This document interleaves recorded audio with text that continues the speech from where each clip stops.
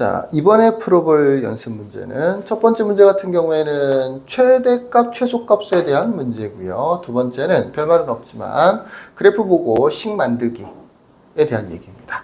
자, 이 최대, 최소에 대해서는 유리함수 하면서도 얘기를 했었는데 대표적인 1대1 대응이 1차 함수, 또 유리함수, 또 무리함수, 이런 것들이 아주 대표적인 1대1 대응들입니다. 1대1 대응이요.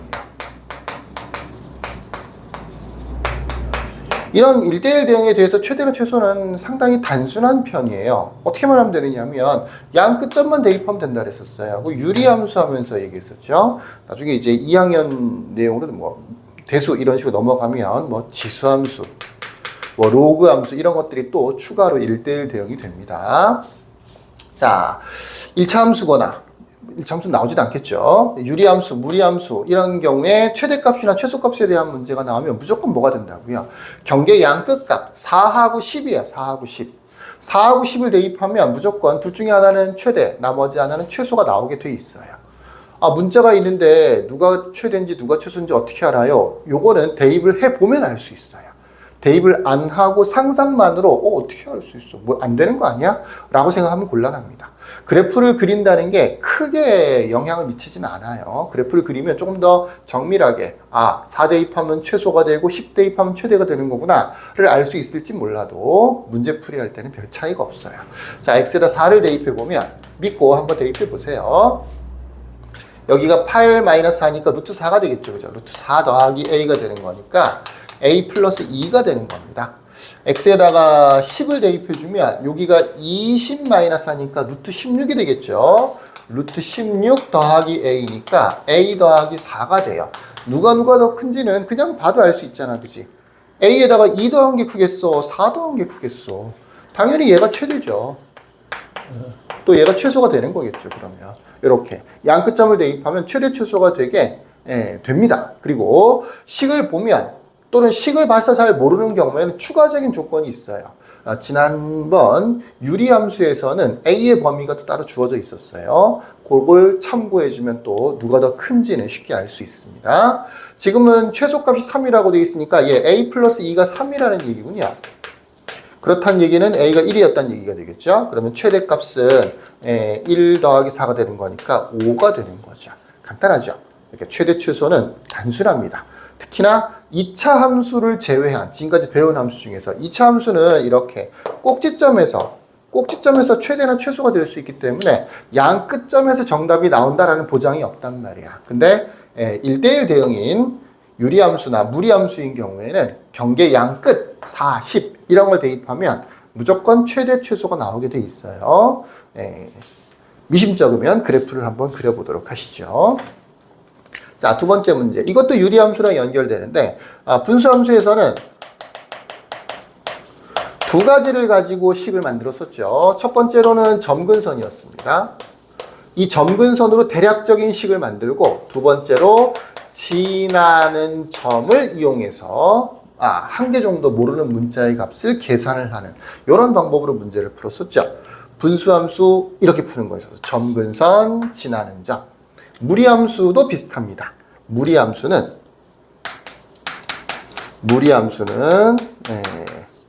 시작점, 내가 주로 얘기하는 시작점, 그 다음에 지나는 점.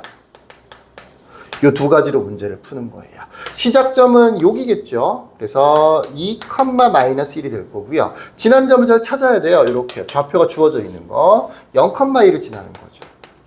이 두 개를 가지고 식을 만들어주면 되는데 어떻게 만드느냐? 일단 시작점을 가지고 식을 y는 보통 루트 앞에 있는 부호는 결정을 해줘요. 또는 그래프를 봐도 뭐 금방 알 수 있죠. 위쪽으로 올라갔으니까 루트 앞에가 양수겠죠. 주어줘요. 루트 a까지 똑같이 쓰고요. 괄호 열고 x-2-1이라고 씁니다. 여기가 시작점에 x좌표, y좌표가 들어가는 곳이에요. 여기는 부호를 바꿔줘야 되겠죠. 아무래도 여기는 그대로 쓸 거고요. 이런 식이 되는 겁니다. 그러니까 요걸 나중에 a 값만 구한 다음에 전개를 하면 b도 구할 수 있게 되는 거고 이미 c 값은 구한 거예요. 시작점을 가지고 대략적인 식이 만들어집니다. 이렇게 만드는 거는 뭐 2차 함수 같은 거, 직선의 방식 다 비슷비슷하게 이렇게 만드는 것 같죠. 그죠? X좌표 부호 바꾸고, Y좌표 붙이고, 이런 식이요. 자, 이제 0,1만 대입해주면 이제 A 값이 구해지겠죠. 자, 0,1을 한번 대입해 볼게요. 계산 조심해야 되니까 잘 보세요. 0,1을 대입해주면 1은 루트. 자, x에다 0 대입하면 a하고 마이너스 2니까 마이너스 2a가 되겠죠. 그 다음에 뒤에 마이너스 1이 붙어 있네요. 루트 안에 음수가 들어갔네요. 잘못된 건가요? 아니죠. 루트 안에 음수가 들어갈 수 있어요. 네.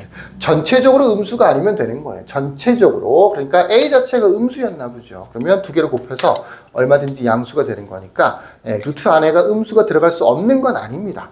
루트 안에 있는 식 전체가 양수가 돼야 된다는 거죠. 또는 0이 돼야 된다는 거죠. 자, 좌변과 우변을 자리를 좀 바꿔볼게요. 루트 마이너스 2a 마이너스 1은 1이고요. 마이너스 1을 이항시키면 플러스 2가 되겠죠. 자, 이제 어떻게 풀 거냐면 양변을 제곱할 건데 루트를 없애려고 a 값을 구하려고 양변을 제곱할 건데 루트 앞에 있는 부호가 예를 들어서 있으면 제곱을 하면 플러스로 바뀌어요. 그쵸? 근데 루트 안에 있는 부호가 바뀌지는 않아요. 제곱하면 루트 안에 있는 게 그대로 됩니다. 마이너스 2a. 왠지 틀린 것 같죠? 플러스 2a로 고치고 싶지. 고치는 순간 틀리는 거예요. 고치면 틀리는 거다. 자, 공식은 루트 앞에 있는 거, 양변을 제곱할 건데 루트 안에 있는 거는 루트 밖에 있는 거는 제곱을 할 거니까 마이너스라도 플러스가 되는 겁니다. 그리고 제곱을 하면 루트가 없어지는 거지 루트 안에 있는 부호가 바뀌는 게 아니에요. 루트 안에 있는 부호가 바뀌는 게 아니에요. 이게 혼동이 된다면 아마 이런 공식하고 혼동이 되는 거예요. 루트 a 제곱을 절대값 a로 고치는 거. 루트 안에서 제곱이 되어 있는 거죠. 우리는 그게 아니고 전체를 제곱한다라는 뜻이었어요. 이 공식과는 상관이 없는 공식입니다. 루트를 제곱하면 안에 있는 식을 그대로 써야지 맞는 거지. 이게 맞는 거지. 이걸 플러스로 고치는 순간 틀리게 되는 거예요. 자, 2는 제곱하면 4가 되겠죠. 그럼 a는 뭐가 돼요? 마이너스 2가 되는 거죠. a는 마이너스 2가 맞습니다. 이걸 플러스로 고친 다음에 a를 2라고 하면 틀리게 되는 거예요.